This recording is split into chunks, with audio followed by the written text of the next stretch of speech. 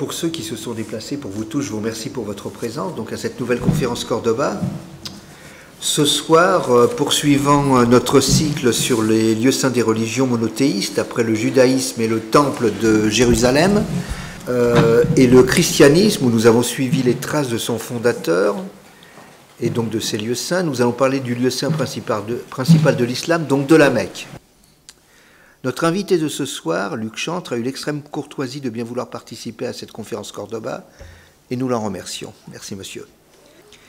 Que savons-nous sur le pèlerinage et ses rituels, sur la longue histoire de la Mecque et de sa Kaaba, sur son origine et quel en est le sens? La conférence de ce soir a donc pour titre « La Mecque et la Kaaba, histoire et signification ». Je vous propose donc, monsieur Chantre, de commencer tout naturellement par le début. Alors là, donc, on m'a demandé de vous parler effectivement de la Kaaba et du Hajj, sachant que ceux qui ont effectué le Hajj disent souvent à quel point il est difficile de rendre compte de cette expérience unique, très fortement chargée en émotions, puisque symboliquement, c'est tout l'islam qui se retrouve une fois par an à l'occasion du mois et donc de la semaine du pèlerinage à la Mecque. Et c'est vrai qu'aucun mot ne semble assez puissant pour retranscrire tout l'espèce de ce magnétisme qu'exerce ce cube sacré sur l'islam tout entier dont il est le centre. Alors comme je vais essayer de ménager votre attention, c'est un sujet sur lequel on pourrait disserter pendant des heures, je pensais développer trois dimensions, on m'avait demandé. D'abord, effectivement, la Kaaba comme véritablement un lieu cosmique, n'ayons pas peur des mots, puisque c'est vraiment le centre du monde pour l'islam. La Kaaba, bien sûr, comme le siège, le centre d'un des plus grands pèlerinages du monde, le Hajj. Je rappelle qu'aujourd'hui, c'est entre 2 millions et 3 millions de pèlerins par an qui accomplissent le pèlerinage à la Mecque. Et encore, c'est très rationné parce qu'effectivement, le nombre de visas est très limité, notamment pour des raisons de sécurité. Et enfin, je reviendrai un petit peu sur la Kaaba comme objet de rivalité historique et politique. Et en insistant bien sur notamment des sources françaises, des textes français pour vous montrer à quel point effectivement ce cube sacré est présent dans les récits de pèlerins et aussi dans l'imaginaire des acteurs français. Alors tout d'abord, donc je vous le disais, première partie, la Kaaba comme lieu cosmique. Et je souhaiterais commencer par vous faire la description qu'on a faite un petit peu en rêve, en songe, celui qui est probablement le tout premier Français à avoir accompli le pèlerinage à la Mecque. On est en 1835, c'est un Français, c'est un Catalan, il s'appelle Jean Prax, c'est un Saint-Simonien. Vous savez, c'était cette secte étrange du XIXe siècle qui croyait à la religion, de l'industrie, et qui a beaucoup fait, notamment pour percement du canal de Suez, à cette époque-là. Et donc, les Saint-Simoniens qui avaient eu des procès pour atteinte aux bonnes mœurs à Paris, avaient choisi l'exil, donc avaient quitté leur couvent de Ménilmontant, pas très loin d'ici, pour partir effectivement en Égypte, auprès de Mehmet Ali, qui était le pacha, le grand pacha d'Égypte, qui s'appelle le pacha industriel à cette époque-là. Et donc va se tisser des liens très forts entre ces deux rives de la Méditerranée. Ce qu'on sait moins, c'est qu'un certain nombre de ces Saint-Simoniens ont franchi la mer Rouge pour aller effectivement au Hedjaz, qui est la province des lieux saints, donc de la Mecque et de Médine. Donc j'ai retrouvé leurs traces, notamment dans les archives de l'Arsenal. Et certains d'entre eux ont franchi le pas, se sont convertis à l'islam, dont Jean Prax.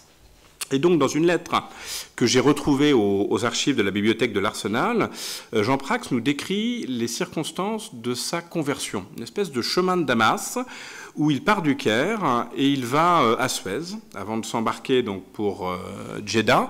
Et pendant cette longue route, cette longue traversée du désert égyptien, il nous raconte, il confie à un autre Saint-Simonien comment il a vu en songe la Kaaba lui apparaître. Je vais vous lire ce passage.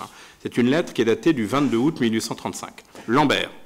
Je veux vous parler d'une vision que j'ai eue la nuit du 20. J'étais accablé de sommeil et je marchais monté sur mon cheval, suivant une longue caravane de chameaux. Le ciel était richement étoilé et une brise fraîche soulevait légèrement la poussière du désert. J'étais seul. Je sommeillais de temps en temps sur mon cheval, et quand je m'éveillais, je me trouvais dans un temple immense, étincelant de lumière. À droite et à gauche s'élevaient des piliers qui formaient de grandes chapelles éclairées par les étoiles du nord et du sud. L'enceinte intérieure avait pour elle la Voie lactée et toutes les étoiles qui l'entourent. Et tout cela brillait comme l'or et l'argent brillent à la lumière. Je voyais l'univers compris dans une enceinte qui me suivait dans ma marche. À droite et à gauche, je voyais un mur de quelques pieds. C'était le désert à la droite et à la gauche du chemin. Ces deux parties étaient pour moi moins éclairées que l'autre et se relevaient verticalement. Ce mur était sombre et contrastait avec l'éclat des voûtes. La caravane marchait silencieuse et m'apparaissait comme une longue procession.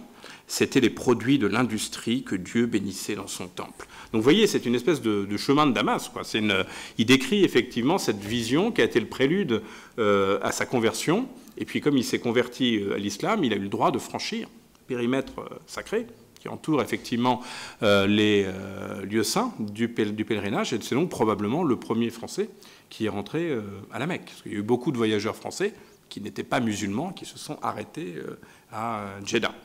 Curieusement, on n'a pas dans l'immédiat, le carnet que j'ai retrouvé, de description de la Mecque. J'y reviendrai tout à l'heure, il a fait une description assez curieuse de la Kaaba. Donc vous voyez, l'idée, cette Kaaba, il la voit d'abord comme un temple, une espèce de temple cosmique, ce qui correspond assez bien à l'idée que se fait justement la tradition musulmane de l'existence préhistorique ou antéhistorique de la Kaaba. Puisque la Kaaba, on peut dire que c'était le temple, la maison d'Abraham, c'est aussi la Beit Allah, c'est aussi la maison de Dieu, qui aurait été d'abord un temple, avant même la création du monde, construit par Dieu, pour lui-même, avant même donc la création de la terre, et il aurait ordonné aux anges de tourner autour de cette maison, ce qui est un petit peu l'origine, vous savez, de cette circumambulation, le tawaf de la Mecque. Donc il est associé effectivement à cette ronde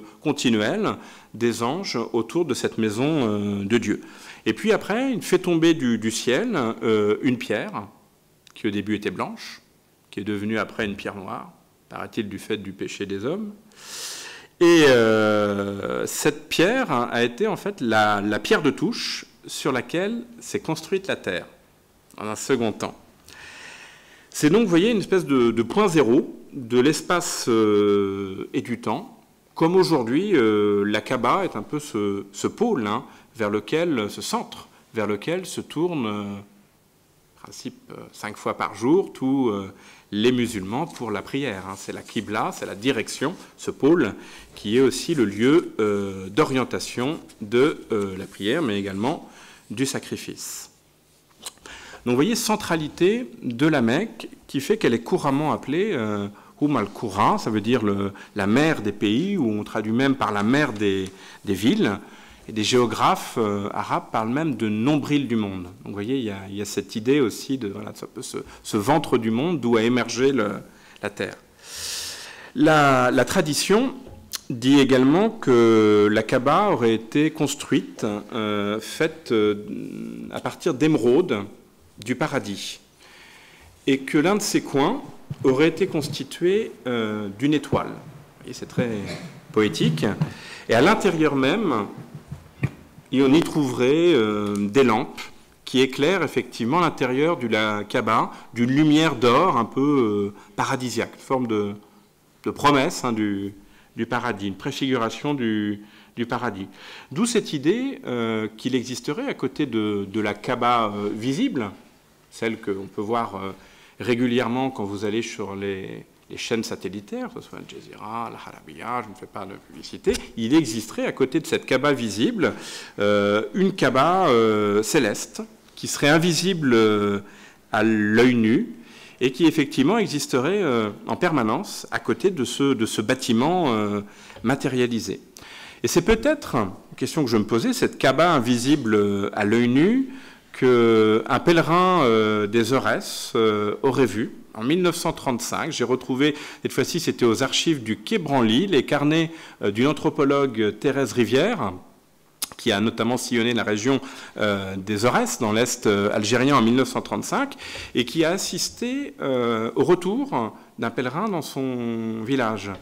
Et assez curieusement, dans ces carnets, on va beaucoup parler de la cérémonie de retour du pèlerin, comment il est accueilli, comment il va à la mosquée, comment les gens le touchent, parce qu'il est porteur de la baraka, comment il invite, après un certain nombre de personnalités de son village, à prendre un déjeuner avec lui.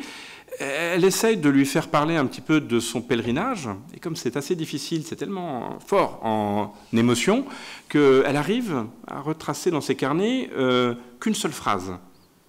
Donc, vous voyez, sa description de la Kaaba va prendre en tout et pour tout une ligne. Donc, ce pèlerin, il a été volé. Des hommes ont été tués près de lui. Mais il a vu un palmier tout en or, des murs couverts d'or, et la pierre était recouverte d'un tissu qui avait une ceinture d'or.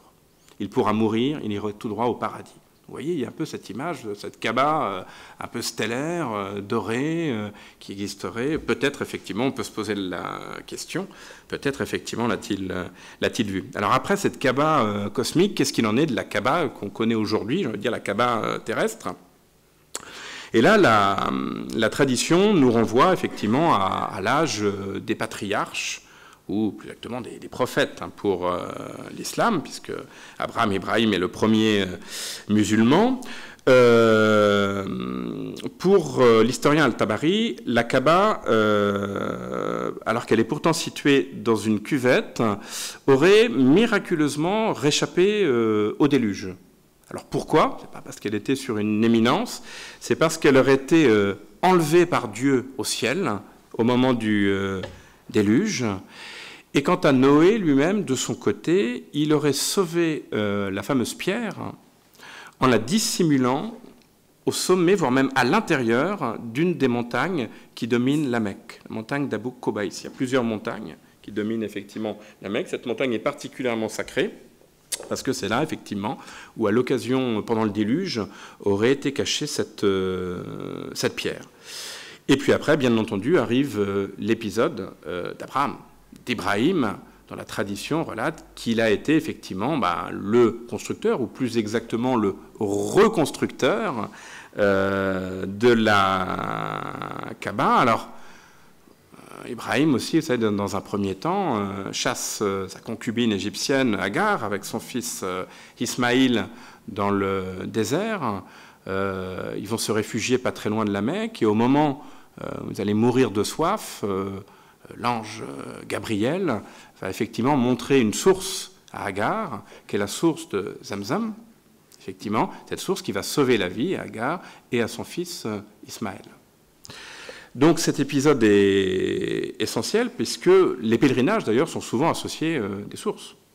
On voit Lourdes, bien sûr, c'est pas une nouveauté. Je dirais que la source a une valeur d'autant plus importante qu'on est dans une région désertique où l'eau est considérée comme un bienfait de Dieu. On appelle la Mecque, en arabe, la fournaise de la Mecque. Donc l'eau est un bienfait. Donc vous voyez, c'est un signe. Donc c'est autour de cette source, à proximité, que selon la tradition, Dieu va désigner à Ibrahim et à son fils Ismaïl l'endroit où reconstruire donc cette Kaaba. Donc cette deuxième Kaaba qui est reconstruite cette fois-ci de main d'homme pour les hommes, précise le Coran, même si il y a toujours une origine surnaturelle, en ce sens que les pierres auraient été fournies à Ibrahim par les anges. Et que effectivement c'est l'ange Gabriel en personne qui, depuis le mont Abou Kobaïs, aurait recherché cette pierre et l'aurait donnée à Ibrahim, qu'il l'aurait refixée effectivement sur la Kaaba, qu'il l'aurait insérée dans ce coin est de la Kaaba. Cette pierre, qui, je le précise, n'était pas noire à l'origine, qui était même une pierre blanche comme la neige, et qui irradiait tout autour de la Kaaba. Et en fait, elle aurait été noircie, nous dit encore la tradition, par l'effet du péché des hommes, qui aurait effectivement contribué à noircir cette pierre. Donc, Ibrahim, aidé de son fils Ismaïl, reconstruisent cette Kaaba et accomplissent eux-mêmes ce rite de circumambulation, en quelque sorte. C'est un peu comme le miroir hein, de ce tour, de ce perpétuum mobile que effectuent autour de la Kaaba céleste les anges. Donc on voit aussi un aspect essentiel hein, de la tradition de la Kaaba, et on voit aussi à quel point cette tradition a baigné hein, dans la culture juive et biblique. Hein. On voit Noé, certaines personnes de la tradition disent même que c'est Adam qui aurait construit lui-même la Kaaba, il y aurait eu le déluge, et après c'était Ibrahim. Donc importance effectivement centrale de cette culture biblique hein, qui a baigné le monde musulman des premiers siècles. Alors après, si on en a un point de vue beaucoup plus matérialiste, beaucoup plus physique, quelles sont les dimensions exactes de la Kaaba ? Il y a une tradition, alors on a trouvé chez des voyageurs arabes, notamment chez des pèlerins arabes qui ont relaté leur pèlerinage, mais aussi chez des pèlerins occidentaux, qui est de se livrer quasiment avec un mètre à une mesure exacte des différents angles de la Kaaba. Alors ça consiste indirectement à dire qu'on est bien allé à la Mecque et qu'on a des renseignements précis, parce qu'il y a aussi très souvent de faux pèlerins.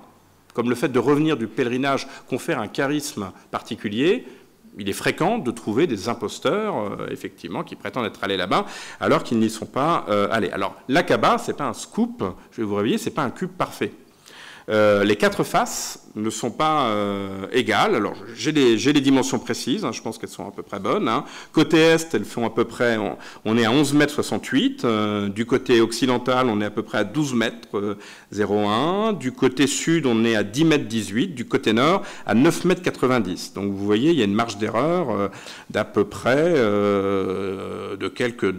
effectivement, de 2 mètres. Hein. Sa hauteur aussi n'est pas tout à fait légèrement asymétrique. Sa hauteur maximale est de 15 mètres, et puis elle descend en pente douce vers une gouttière qui permet d'écouler les eaux. Ça, c'est un point de vue, j'ai envie de dire, un point de vue de construction classique, parce que la Kaaba a souvent effectivement connu des destructions lors des précipitations les pluies torrentielles, et effectivement, il a bien fallu prévoir un système d'évacuation des eaux, pour le dire très crûment. Donc on a bien entendu des descriptions, on a des plans hein, de la Kaaba, différentes époques. Les premiers plans amenés par les Occidentaux datent à peu près du XVIIIe siècle.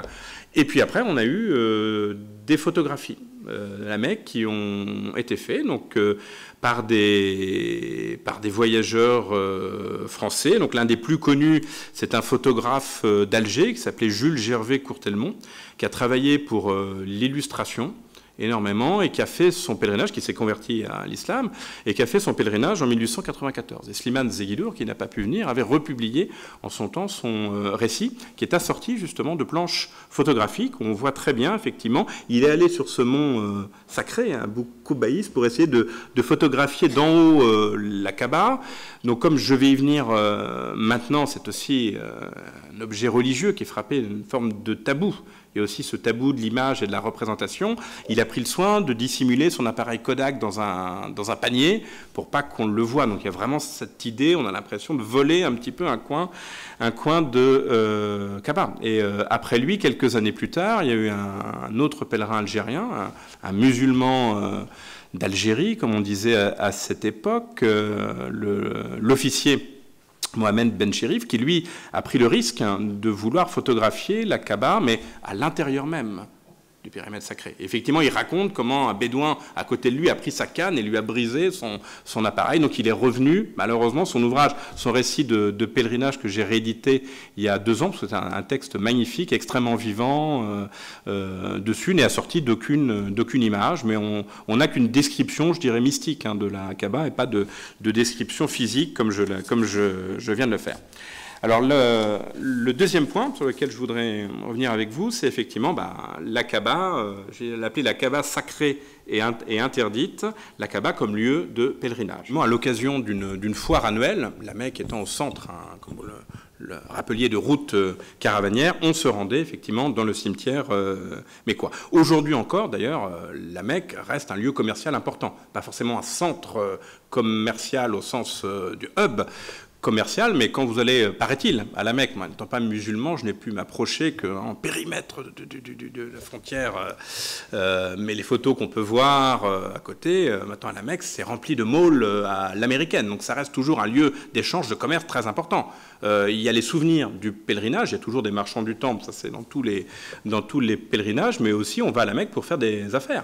Parfois, on va effectivement à la Mecque en espérant avoir une espèce de plus-value à la fois spirituelle et économique avec les objets qu'on ramène et parfois qu'on revend. Alors, beaucoup d'interprétations aussi par rapport à cette Kaaba anté-islamique, à cette Kaaba païenne, on pourrait dire. Selon la tradition, hein, Al-Bukhari, avant l'avènement de l'islam, la Kaaba contenait des idoles. Elle aurait contenu, dans la tradition, 360 idoles, vous voyez, presque une par jour, dont la plus importante serait un certain Hubal, qui serait un dieu lunaire. Donc on avait fait aussi effectivement de la Kaaba un temple lunaire à l'époque du paganisme, avant l'islam.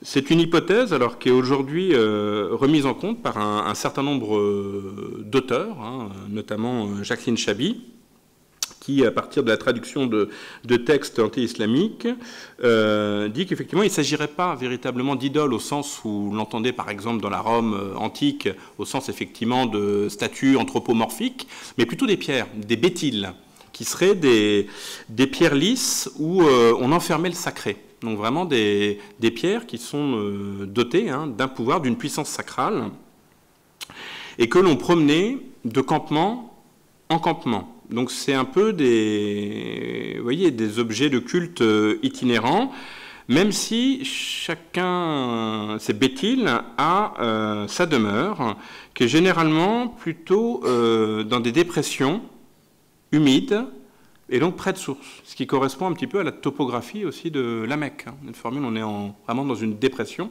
avec cette source de Zamzam. Donc la Kaaba pourrait être, il faut être très prudent, un espace de culte rendu à un dieu protecteur associé au puits et à la source de Zamzam. Ce qui serait effectivement l'une des raisons de la sacralisation de ce site, qui était entourné, comme souvent autour des bétiles, puisque le sacré est quelque chose qui rayonne, qui diffuse, qui serait effectivement entouré d'une clôture qui porte le nom de haram, qui aujourd'hui, effectivement, sert à la fois à désigner ce qui est sacré, mais aussi ce qui est interdit. Comme tout ce qui est sacré, on ne peut l'approcher qu'effectivement après y avoir été autorisé. Il faut effectivement plusieurs étapes, parce que le sacré abordé frontalement tue. Donc il y a cette idée, vous voyez, d'un périmètre sacré qui entourerait ces objets. Et donc dans cette enceinte, dans ce haram, on aurait pratiqué déjà, avant même l'arrivée de l'islam, le rituel de circumambulation, et on aurait également sacrifié des animaux à proximité immédiate de la Kaaba. Petite éminence, petite colline qui s'appelle Marwa, qui est aussi encore aujourd'hui une étape du pèlerinage, mais on ne sacrifie plus sur cette colline à proximité de la Kaaba. Donc il y aurait déjà eu un sacrifice, il y aurait eu effectivement ce rituel de circumambulation et ce périmètre sacré.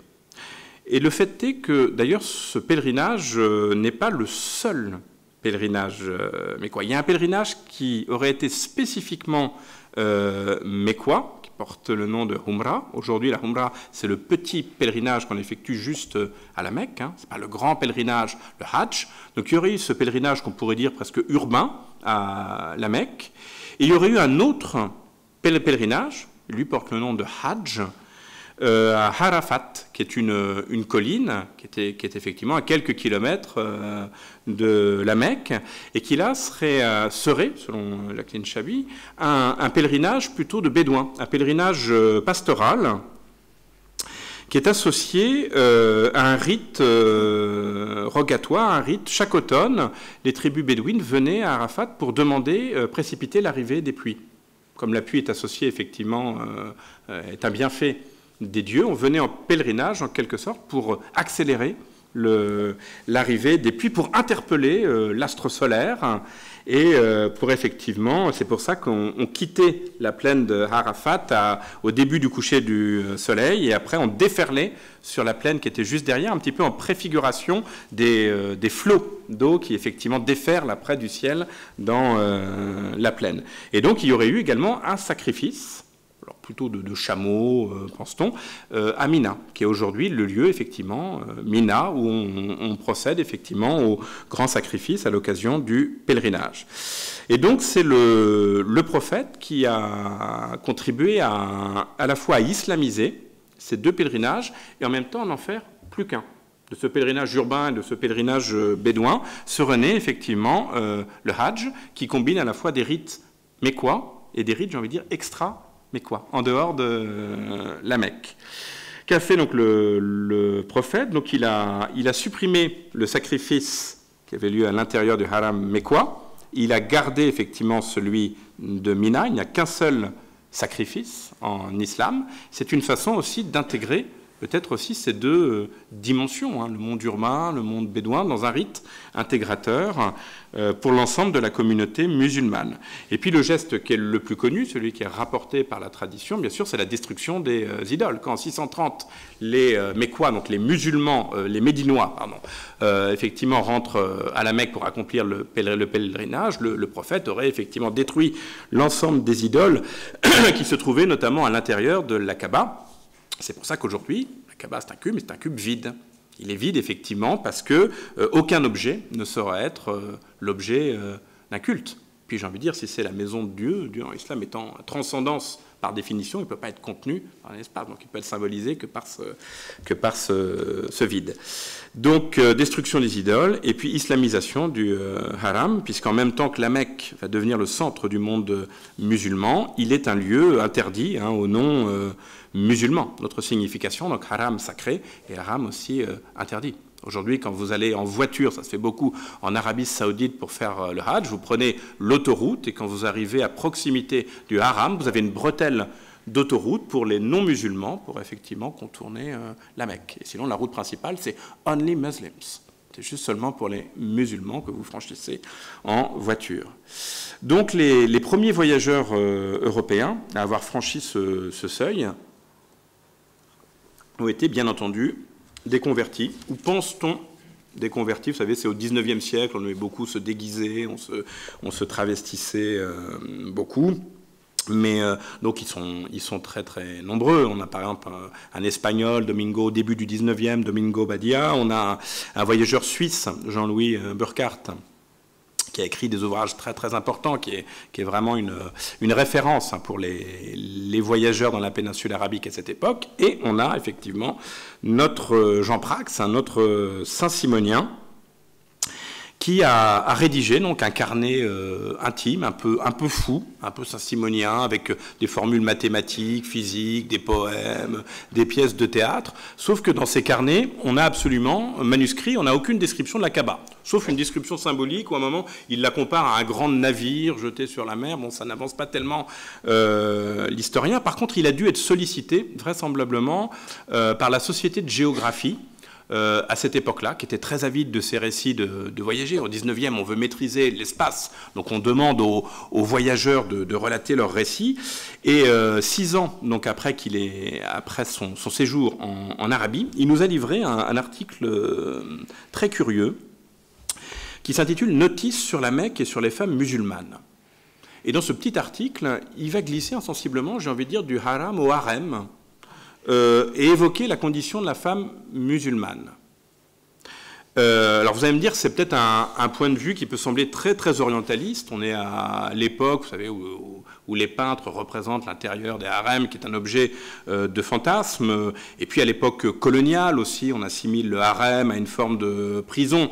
Et on pense que, vous voyez, cette situation de la femme musulmane est à l'image d'un islam décadent, qu'il faut revigorer, etc. Et en fait, pas du tout. Quand on regarde le récit de Prax et des Saint-Simoniens, les Saint-Simoniens sont des ardents féministes. Ils croient à l'égalité homme-femme, mais ils croient aussi à une forme, ce qui est très original pour l'époque où la colonisation de l'Algérie a commencé. Il croit à une forme d'égalité entre l'Orient et l'Occident. Il pense que l'Orient et l'Occident sont deux pôles complémentaires. Alors qu'à cette époque, on pense souvent que l'Occident, de par son avancée technique, surplombe l'Orient, endormi, nonchalant, etc. Et bien là, effectivement, il y a cette égalité, et cette égalité, les Saint-Simoniens, ils les voient également dans les conditions féminines. Donc ils vont dire que l'Occident, par exemple, valorise plutôt à cette époque la femme du monde, on pourrait dire la parisienne, celle qui brille en société, alors que l'Orient valorise plutôt la femme dans son foyer, qui décrivent comme un lieu interdit, donc vous voyez le haram, mais aussi comme un lieu sacré. Cette double étymologie du mot haram, et dont elle constitue le centre, un petit peu comme la Kaaba est au centre du sanctuaire mécois. Donc il y a des similitudes aussi avec les voiles, bien entendu, puisque la Kaaba est voilée. Et on peut dire que la similitude avec le harem ancien est d'autant plus frappante quand on sait que jusqu'à une période récente, la Kaaba était gardée par des eunuques aussi. Et c'est ce qu'a révélé, alors on pensait que c'était à l'époque ottomane, les eunuques, etc. Et ce qu'a révélé notamment Slimane Zeguidour dans l'ouvrage, je ne sais pas si vous l'avez lu, ça a été un des premiers en France à écrire de la période plus contemporaine son récit de pèlerinage, c'est qu'à l'époque où il effectue son Hajj, je crois que c'est en 1987, il vous en aurait parlé beaucoup mieux que moi, il y avait effectivement des eunuques. Alors il a fait son enquête en bon reporter, qui était souvent originaire d'Éthiopie, mais qui parfois, pour certains nombres d'entre eux, étaient nés à la Mecque, et qui avait pour fonction, justement, à l'intérieur du haram, de séparer les hommes et les femmes. Vous voyez, cette similitude est assez frappante. Alors, c'est assez curieux, parce qu'en principe, en islam, la castration est interdite. Donc traditionnellement, les eunuques étaient plutôt castrés ou par des chrétiens coptes ou par des juifs, mais ils étaient après affectés au lieu saint et souvent affectés aussi, alors on parle d'une corporation, mais aussi à un maître.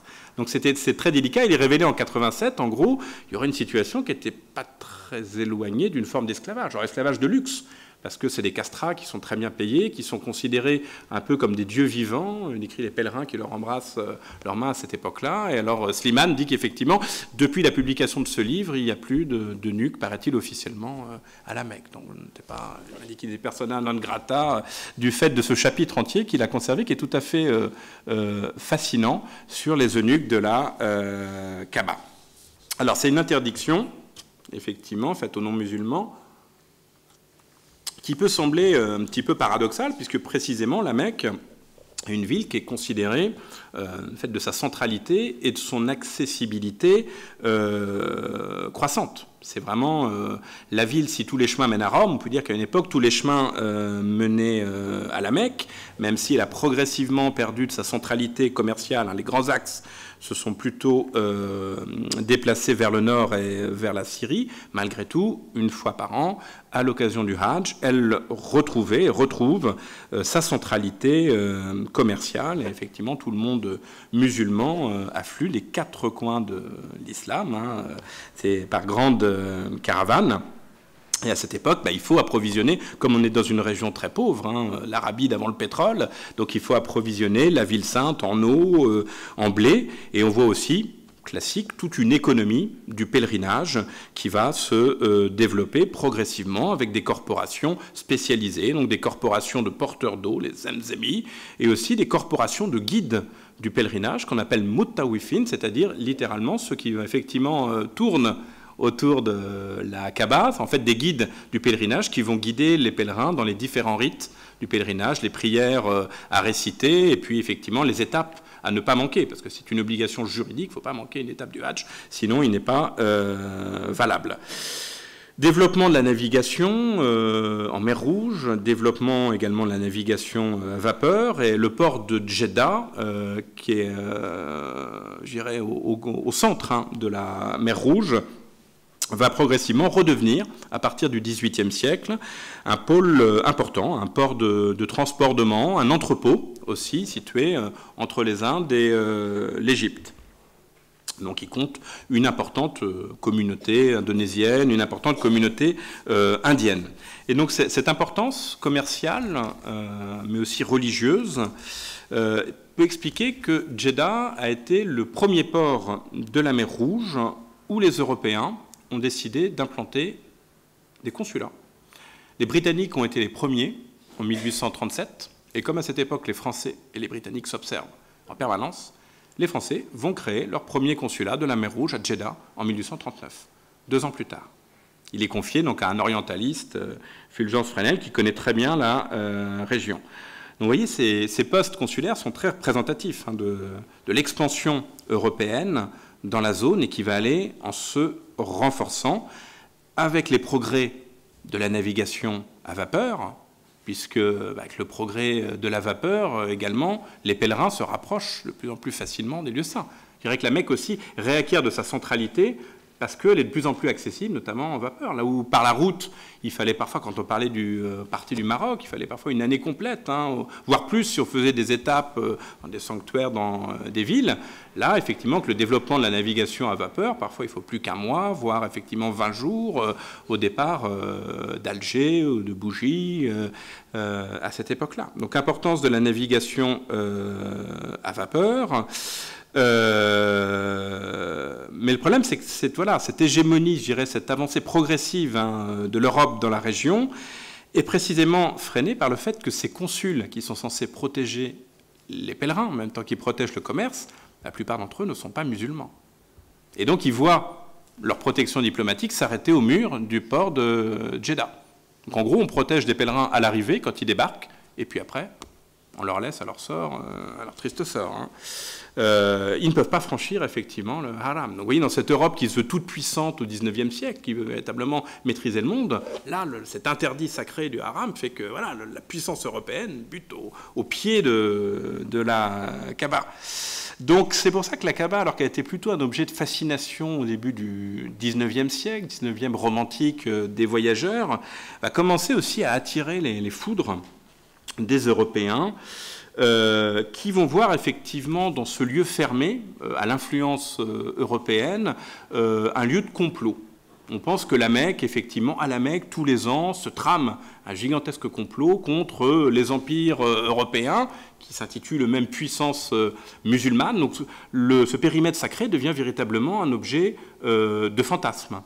Et par exemple, pour des Français républicains, laïcs de la Troisième République, c'est le lieu même du fanatisme. C'est-à-dire que là où le pèlerin était sage quand il partait depuis les ports de l'Algérie, il revient complètement fanatique de la Mecque.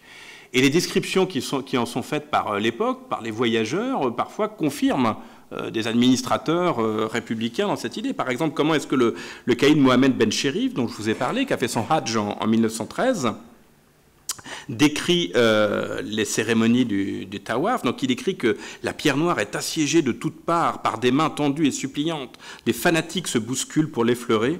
Autour de nous, au milieu d'une grande confusion, des groupes récitent des oraisons qui s'élèvent vers le ciel en une clameur vague et étrange. Ces apostrophes sont lancées par des voix aiguës et délirantes. Des malades et des vieillards à bout de force, portés sur des civières, accomplissent les mêmes rites. Donc vous voyez, il y a cette idée que c'est vraiment le lieu c'est un lieu irrationnel, tellement irrationnel. Et comme on est à une époque aussi où, du fait du développement de la navigation à vapeur, des régions qui sont parfois sujettes à des explosions de choléra ou de peste, pour connaître effectivement une diffusion importante, les médecins hygiénistes se mêlent effectivement de leur description du pèlerinage à la Mecque. Donc on a beaucoup de médecins qui ne sont jamais allés là-bas, mais qui vont vous décrire les étapes du pèlerinage et vous dire qu'effectivement, sur le plan sanitaire, attention, le Hajj est dangereux parce qu'il facilite la propagation de la peste et du choléra. Ces pèlerins sont fatigués, effectivement, il y a un effet ils sont agglutinés l'un contre les autres. Le sacrifice, les carcasses ne sont pas enfouies, par exemple, elles sont à l'air libre.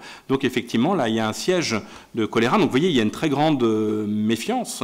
Et je dirais, il n'est pas même jusqu'à la topographie de la ville sainte, en cuvette, hein, avec cette Kaaba en creux, qui soit mise en accusation. Par exemple, un voyageur britannique, Charles Doughty, quand il arrive à la Mecque, donc lui, il n'est pas musulman, hein, il est rentré un peu par effraction, 1979, assiste à une inondation spectaculaire, effectivement, du sanctuaire, qui ressemble un peu au déluge, avec la Kaaba qui émerge, et effectivement, il est persuadé que c'est l'apparition de ces fortes pluies, puis ces eaux stagnantes autour de la Kaaba qui ont favorisé le choléra. Donc, oui, il y a une espèce de médicalisation du Hajj aussi, qui devient un objet de crainte et d'inquiétude, voire un objet sanitaire. Et puis donc je terminerai, dernière partie, pour vous parler de la Kaaba comme objet justement de rivalité politique.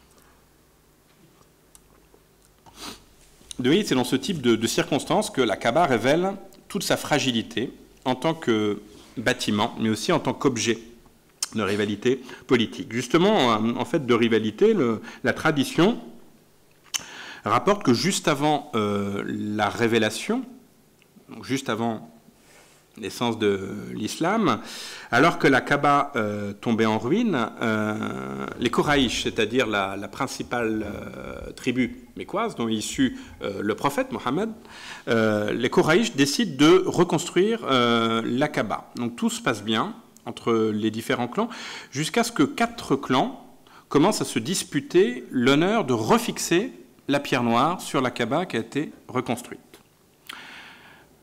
Pour se mettre d'accord, les 4 tribus décident alors de prendre comme témoin le premier homme qui rentrera à l'intérieur du haram. Cet homme, c'est Mohammed, le prophète, qui n'est pas encore musulman. On est avant la révélation. Et donc, que va faire le prophète? Il va demander qu'on lui apporte une couverture. Comme ça, chaque représentant des 4 clans va tenir un coin de la couverture, va soulever la couverture à l'intérieur de laquelle il met la pierre noire. Et c'est lui-même qui va fixer la pierre noire dans un coin de la Kaaba. Donc, vous voyez, avant même l'islam, effectivement, le prophète est présent. Alors, par la suite, la Kaaba a traversé, comme la pierre noire, ont traversé de nombreuses vicissitudes, donc elles sont extrêmement nombreuses, je ne peux pas toutes vous les citer. Par exemple, en 684, la Kaaba aurait été détruite par un incendie provoqué par les troupes omeyyades dans leur lutte contre les Médinois. Et c'est alors le calife de Médine, Zobaïr, qui aurait effectivement reconstruit la Kaaba.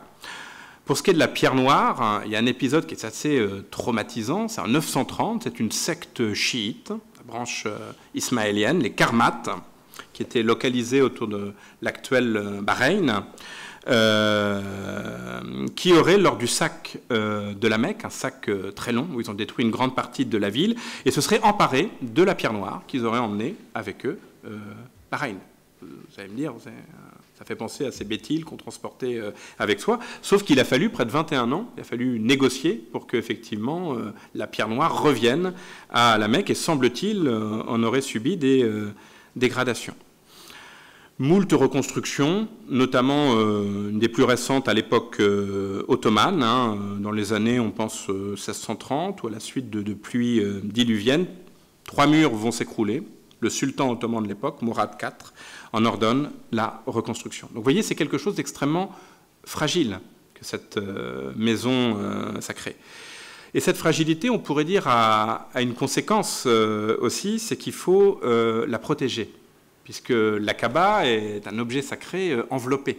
Elle est enveloppée dans cette housse noire qu'on appelle la kiswa, et qui était fabriquée traditionnellement au Caire depuis le XIIIe siècle, à l'époque donc mamelouk, et c'est en soi un objet politique parce que la Kaaba, la kiswa, cette housse noire, était transportée par la caravane d'Égypte, qui représentait effectivement les Mamelouks en pèlerinage à cette époque-là. Et donc une caravane très célèbre, qui est la caravane qui partait de la citadelle du Caire, avait pour fonction, bien sûr, comme toutes les caravanes, de protéger les pèlerins, parce que les routes sont envahies de brigands, sont difficiles. C'est une véritable administration ambulante. Et donc de transporter effectivement cette housse du Caire jusqu'à la Mecque, pour afficher aussi, vous voyez, cette forme de protection un peu politique et supérieure des Égyptiens sur la Kaaba. C'est pour ça qu'à l'époque, quand les Ottomans vont prendre le Caire, Ils vont avoir l'idée eux-mêmes de réinventer une route un petit peu impériale et une nouvelle route du pèlerinage, qui est la route classique de Damas, mais qui va en quelque sorte ottomaniser. Alors cette fois-ci, on va laisser la Kiswa à la caravane d'Égypte, mais la caravane de Damas, par exemple, va apporter un tapis qui tous les ans recouvre effectivement le tombeau du prophète à Médine. Donc les caravanes sont très importantes parce qu'elles sont détachées par des autorités politiques. En Afrique, la caravane dite du Maghreb est protégée par le sultan du Maroc. Donc c'est véritablement, c'est même presque chaque caravane est guidée par un amir al-Hajj, donc un chef, un prince du pèlerinage, qui est en quelque sorte presque un ambassadeur au sens propre, hein, qui se transporte lui-même et qui, au nom effectivement du sultan, vient apporter des cadeaux, souvent des villes saintes, des dons de fondations pieuses aux grands acteurs des villes saintes et aux pauvres aussi des villes saintes. Donc il y a un rôle politique qu'a très bien compris, à une époque plus récente, Bonaparte.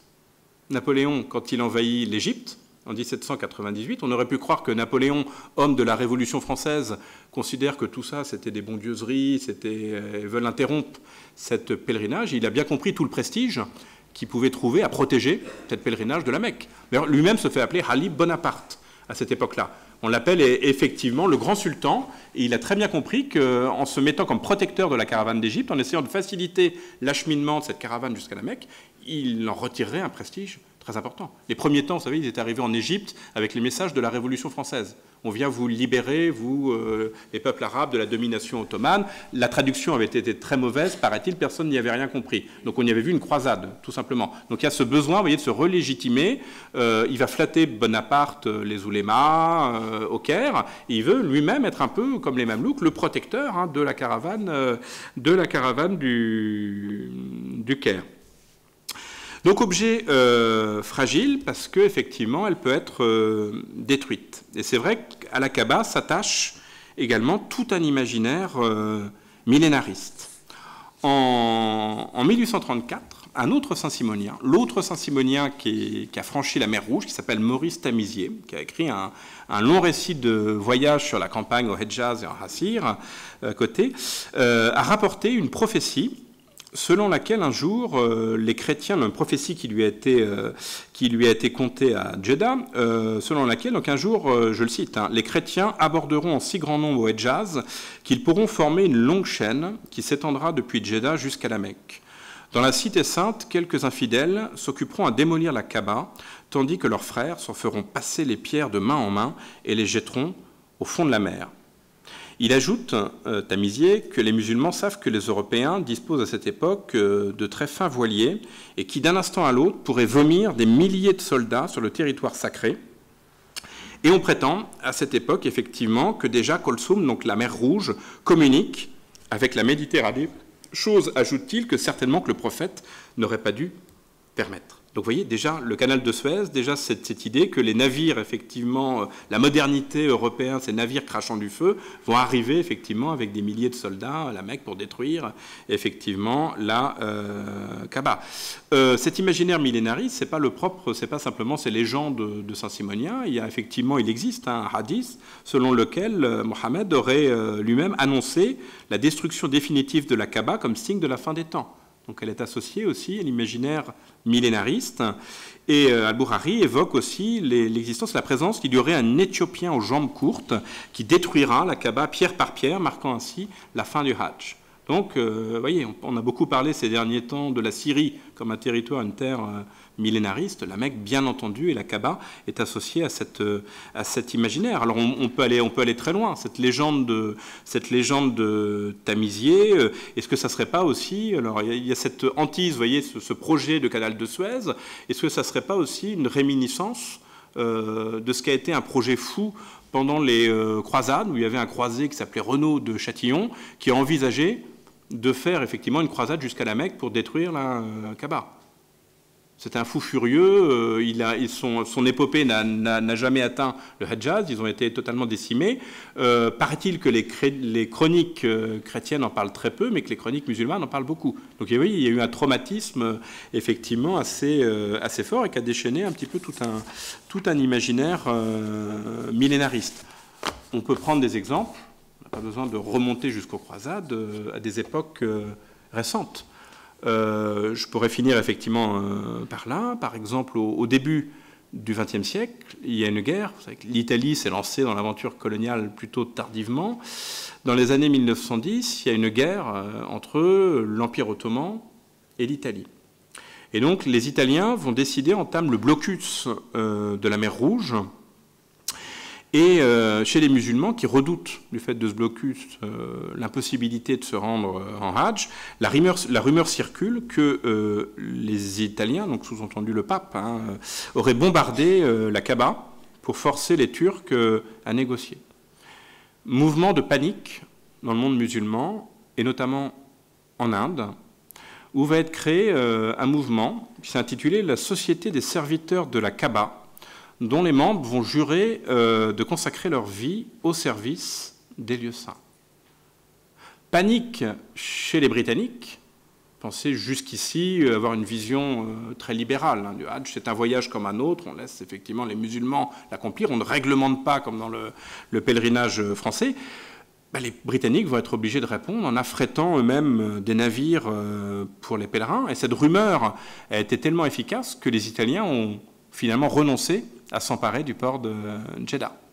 Donc vous voyez, cette rumeur associée à la destruction de la Kaaba est très forte. Et enfin, je terminerai le dernier épisode historique par la question de la période de la Grande Guerre, la fameuse révolte arabe de 1916, Laurence d'Arabie. Et effectivement, lors de l'offensive turque contre le shérif Hussein, allié des Britanniques, la Mecque est bombardée et la Kiswa aurait commencé à prendre feu. Actualité, vous allez me dire. La propagande de guerre s'en empare. Vous voyez, les Turcs sont des mauvais musulmans, ils ont bombardé la Kaaba. Et donc, il faut tout faire, côté britannique et côté français, pour soutenir la révolte arabe et soutenir également en empruntant, en allant dans le registre religieux. Et on va voir en 1916 Aristide Briand, dont on parle beaucoup comme étant, vous savez, le père de la loi de 1905, la séparation des églises et de l'État, organiser une caravane officielle de la République française à la Mecque. Donc une caravane maritime. Il va y avoir deux délégations. Une délégation diplomatique qui est dirigée par Sikadour Ben Rabrit, qui était le premier recteur de la mosquée de Paris, après, et une délégation militaire pour venir appuyer effectivement la révolte arabe du shérif Hussein. Donc officiellement, signe de soutien de la France, de la République à la révolte arabe. Officieusement, on est en juin 1916 et la France vient de signer le mois précédent les accords Sykes-Picot sur le partage du Proche-Orient. Donc c'est l'occasion aussi pour la France d'essayer de commencer à poser un pied militaire dans la région.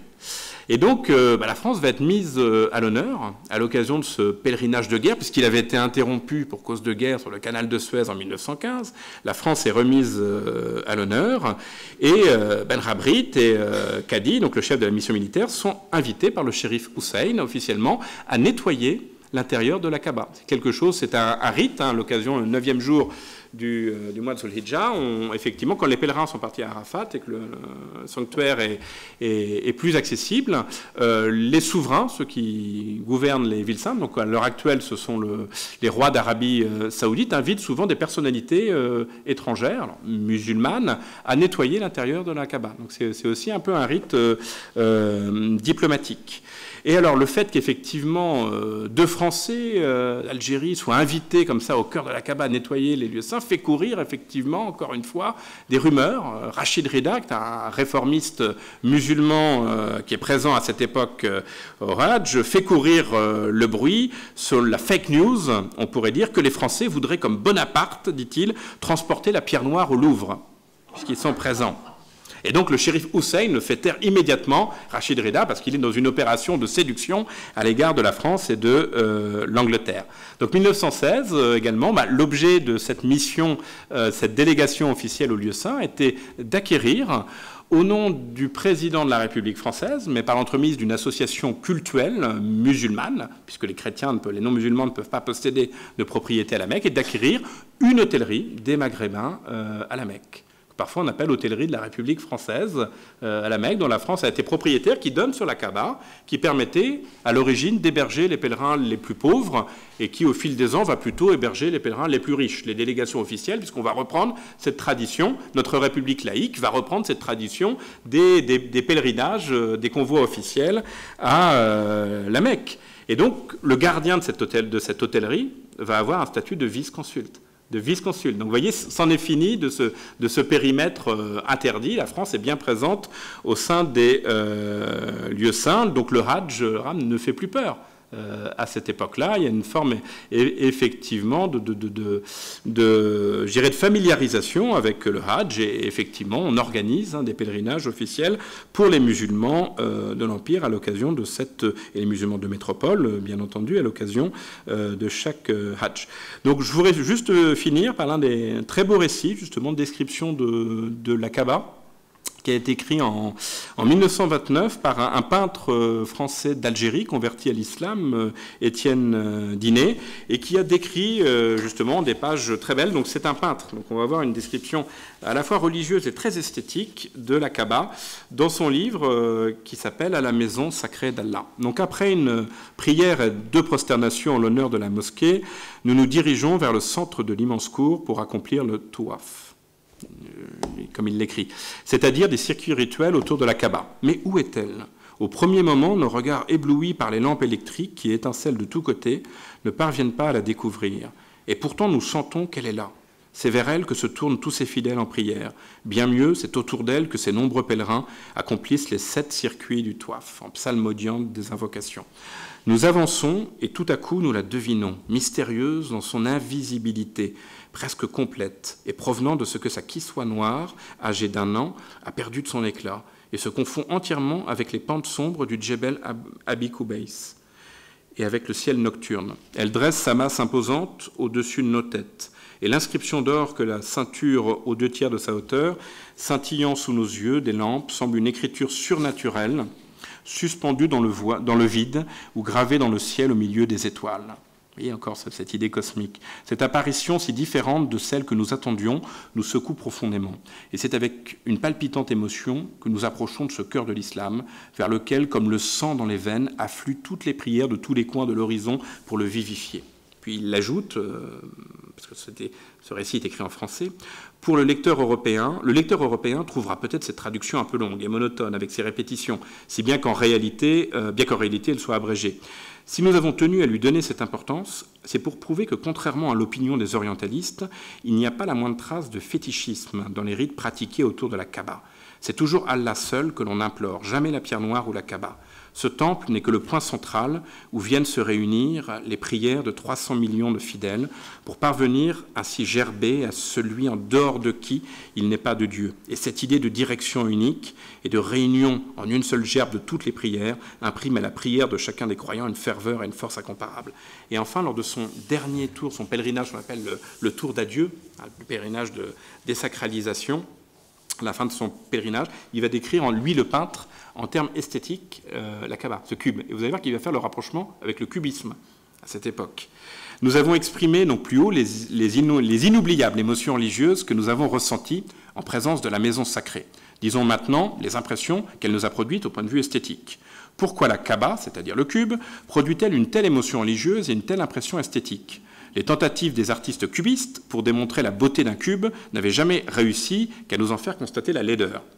Mais la Kaaba n'est pas un cube ordinaire. C'est un cube qui attire vers lui 300 millions de prières et une beauté, pour ainsi dire, magnétique, échappant à toute investigation de la logique, en résulte certainement.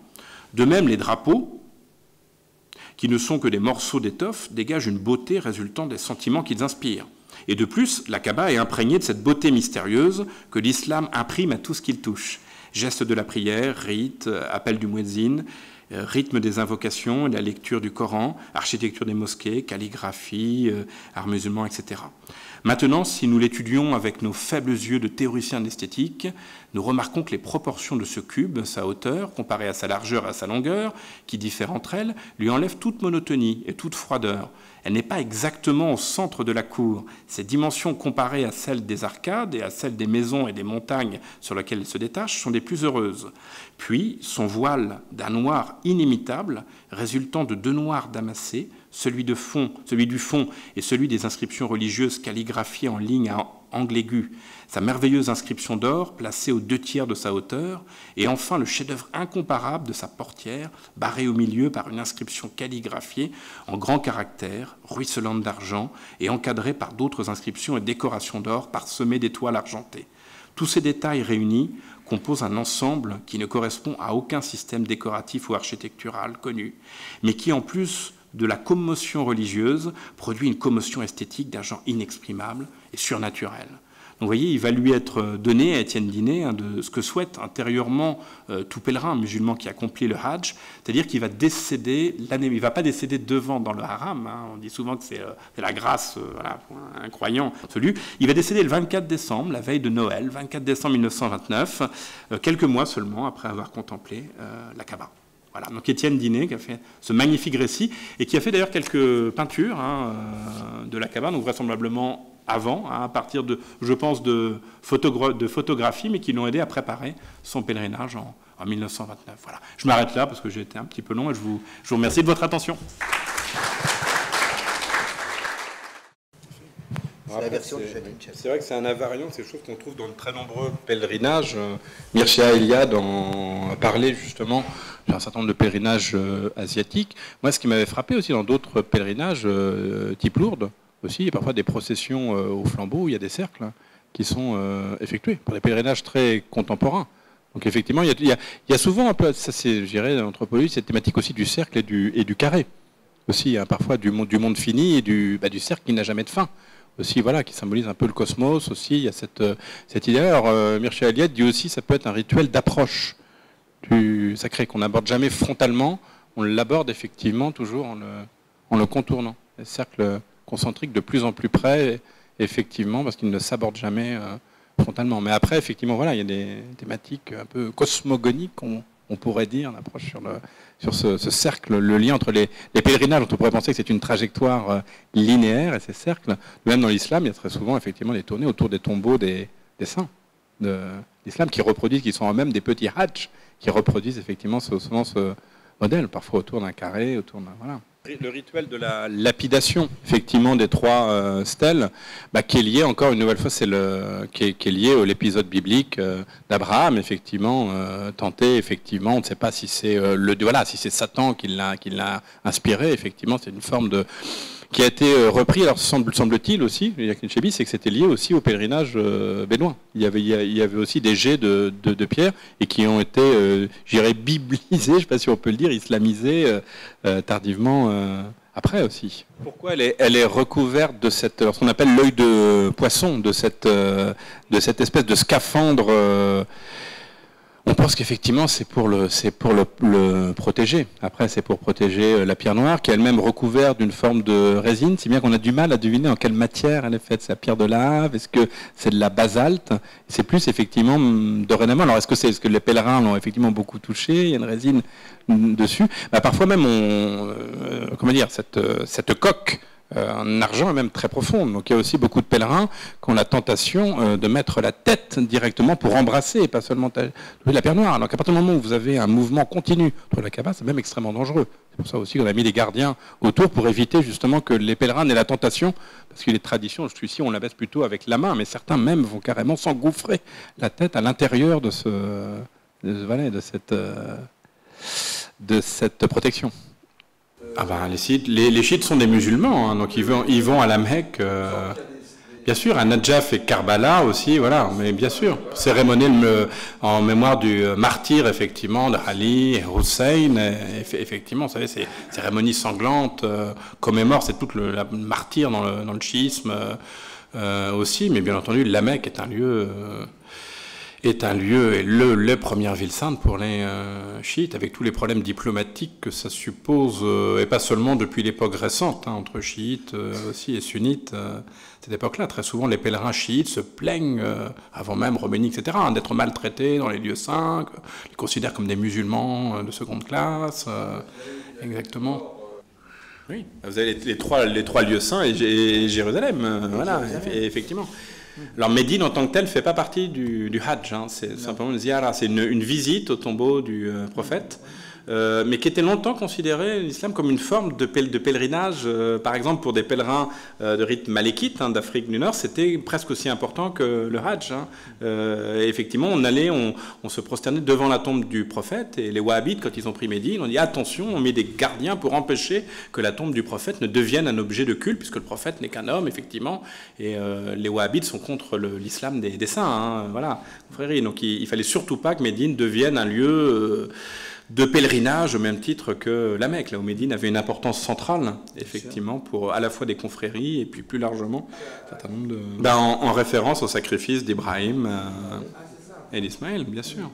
Et c'est à ce moment-là qu'effectivement tout l'islam sacrifiait au même moment, effectivement, que ce grand sacrifice. Alors aujourd'hui, c'est plus un sacrifice au sens physique du terme. Hein. Aujourd'hui, vous avez des abattoirs, vous achetez un ticket, voilà. Les moutons viennent de Nouvelle-Zélande ou plus. Il y a une époque, les peaux étaient retraitées à Mazamet en France, etc. Il y avait toute une industrie autour effectivement du sacrifice. Mais aujourd'hui, il n'y a plus ce contact physique à la Mecque avec l'animal sacrifié. Mais effectivement, voilà, des trois monothéismes, c'est celui qui a conservé le sacrifice physique, mais qui est le sacrifice abrahamique classique. Hein. Oui, le sacrifice de substitution, effectivement, le sacrifice de l'animal, effectivement. Mais effectivement, musulman obéissant, Ibrahim, effectivement, obéit à Dieu et est prêt jusqu'à sacrifier son fils. Oui, au rogatoire, pour demander quelque chose, là, c'est juste, effectivement, la mimésis du geste, effectivement, voilà, d'Abraham, c'est commémoratif, j'ai presque... Alors, selon les traditions, certains disent effectivement que Adam, le premier homme, aurait déjà construit, effectivement, la Kaaba. Aurait été effectivement... Après, voilà, ce qui est certain dans la tradition, ce qu'on retrouve le plus, c'est Abraham. Et parfois, on peut retrouver, effectivement, Adam aussi, aurait lui-même construit la Kaaba. Mais de fait, voilà, elle est construite, elle est détruite, elle est reconstruite, elle est... bien définie, la place, l'endroit bien défini, c'est avec Ibrahim. Hein, Dieu lui dit l'endroit exact où elle doit être construite. Après, elle pouvait être à un autre endroit. Hein. Et d'ailleurs, on ne sait pas si l'enclos des Béthil, dans l'unité islamique, était couvert ou pas. On pense qu'il a pu être effectivement découvert. Ça peut être effectivement juste 4 murs pour symboliser. Après, voilà, dans la tradition, il y a aussi Adam et Ève qu'on retrouve. À la Mecque qui, après, effectivement, être sortis du paradis, se seraient retrouvés au mont Arafat, etc., et seraient morts sur place. Et à Jeddah, il y a longtemps, le tombeau d'Ève, qui était un lieu de pèlerinage, quand on arrivait à Jeddah, on allait effectivement faire un pèlerinage à la mer de l'humanité. Et donc les Saoudiens, les Wahhabites ont considéré que c'était un lieu païen, ils ont bétonné tout ça, c'est très difficile de l'approcher, mais on a beaucoup de photos de ce grand tombeau, on dit qu'elle mesurait près de 10 mètres, donc vous avez un grand sanctuaire de près de 10 mètres à cette époque-là. C'était associé effectivement à Ève, on dit que Jeddah, la grand-mère, serait liée effectivement à la présence d'Ève et qu'elle aurait retrouvé Adam, après chassé du paradis au mont Arafat. On retrouve tous les grands personnages bibliques, hein, tous les symboles, exactement. Alors, j'ai été très intéressé par les dimensions de la Kaaba, parce que finalement, lorsque vous donnez les dimensions de la Kaaba, ça fait une pièce de 10 mètres de côté. Finalement, ça fait une toute petite pièce, et c'est très étonnant, cette impression que l'on a lorsque la Kaaba est filmée, on a presque l'impression que c'est un immeuble. Tout à fait. Oui, c'était pas... Alors... Elle fait 15 mètres quand même sur plus, voilà. Mais c'est vrai que c'est une impression. Et dans la tradition, on dit aussi évidemment que c'est très curieux, la Kaaba est considérée presque comme étant sur une montagne, comme le Montoria, ou comme effectivement, il faut toujours que le lieu de pèlerinage soit sur une élévation, alors que de fait, c'est une cuvette. Il y a une géographie symbolique selon laquelle la Kaaba serait en réalité sur une montagne. Si vous n'avez pas d'autres questions, je vous propose de remercier M. Chantre qui a fait une très bonne conférence et vous en remercie. Merci, monsieur. Merci beaucoup.